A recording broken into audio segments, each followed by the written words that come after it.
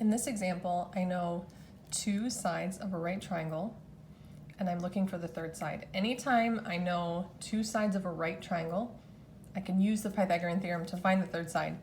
What's different in this example compared to the previous one that you see on the website is this time we're not looking for the hypotenuse.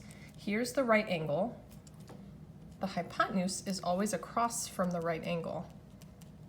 I want you to get used to labeling that because sometimes our right triangles aren't always sitting perfectly like this, where the right angle is in one of the bottom corners. Sometimes you have a right triangle that might look like this. And then it's really important that you would draw that arrow so that you're accurately identifying where that hypotenuse is. Since we already know the hypotenuse, that means we're looking for one of the legs. These are both legs here.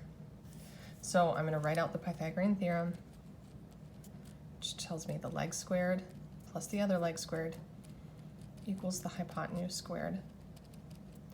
Again, what that tells us, in class we looked at if we used squares to make triangles. So if I put a square here, and another square here, and a third square here, if it makes a perfect right triangle in the middle, then the areas of these two squares, the leg squared gives me the area of this square, and the area of this square, if I added them together, it would equal perfectly the area of this square. That's what the Pythagorean theorem is telling me.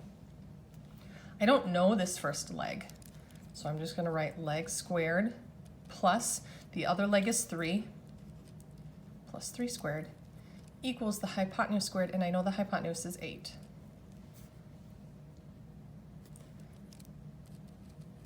I still don't know that first leg, but I know that 3 squared is 9 and that 8 squared is 64.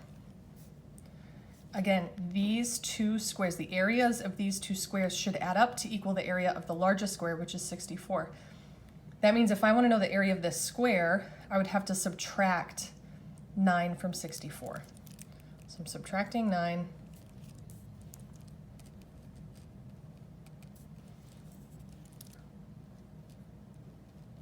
And so this square has an area of 9. This one had an area of 64. In order for these two to add up to 64, this one must have an area of 55. That's what we found here. The area of the square, the leg squared. In order to undo squaring, we use the square root.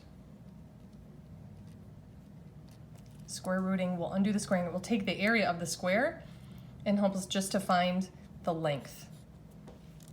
So if I take the square root of 55, I get 7.42. Since this leg and hypotenuse were measured in centimeters, then this is also measured in centimeters. And so that's the length of the leg. Looking at what's different when we found the hypotenuse versus finding the leg. When you were finding the hypotenuse in the example above on the website, we knew the two legs, and so we just had to add these values together. Once we did the squaring, we were just adding values together. But here for us, we didn't know one of the legs. And so we knew the hypotenuse squared, and we had to subtract the leg squared.